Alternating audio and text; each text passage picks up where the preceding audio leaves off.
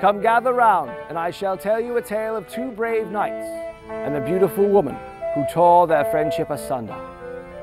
While the brave Sir William fought many a year in the Crusades, the young Sir Shanton convinced Sir William's wife Guinevere that he was dead.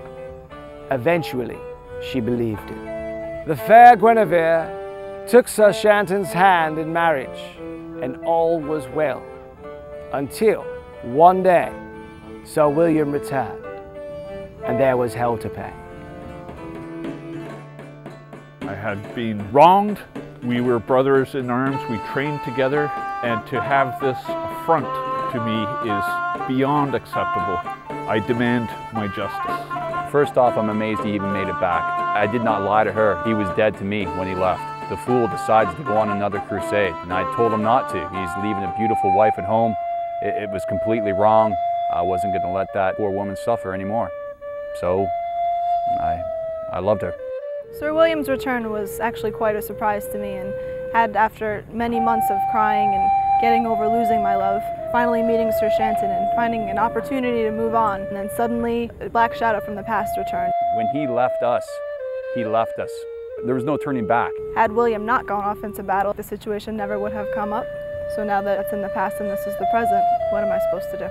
I can understand that she would be considering her own future. However, I have returned, and I shall take my rightful place. Outraged that his best friend would take over his wedding bed, the brave Sir William challenged Sir Shanton to a jousting competition, with Guinevere's hand as the prize. My strategy is to lull him into a false sense of security and then out-joust him. If he wants to face his friend who just thought he was doing the right thing, well then, so be it. Let God decide who wins. He taught me how to ride. He taught me how to joust. He's clearly more skillful than I am. So I will just trust in God to guide my lance. No disrespect to him. Well, do you know what? The hell with that. You know, disrespect to him.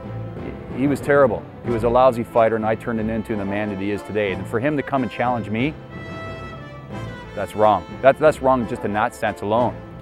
You know, the hell with the woman. William is the type where if a problem comes to him, he'll stay calm and reserved, and he takes care of it himself, especially in his heart. He's always driven by his heart, and he never lets his mind get in his way. Sir Shanton, on the other hand, would rather let his fists get in the way above all. I shall fight to the death. Death before dishonor.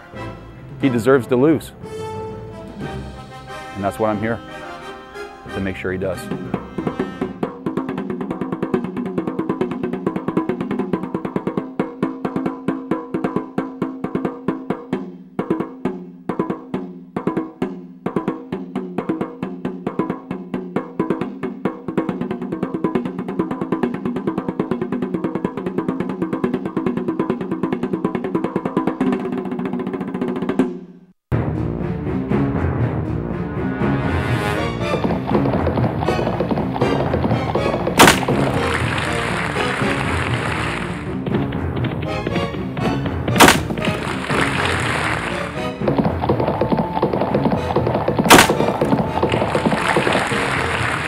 The only way you're going to lose in this match is by death.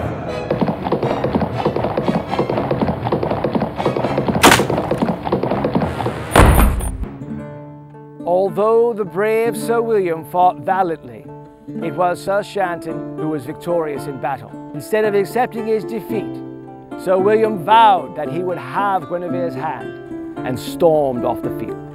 And many people have called me a coward for not going on the crusade. That coward loses and yet does not yield, but runs and says that it's not over. I was truly victorious. I won. In the eyes of God and all the crowd around, I won the match.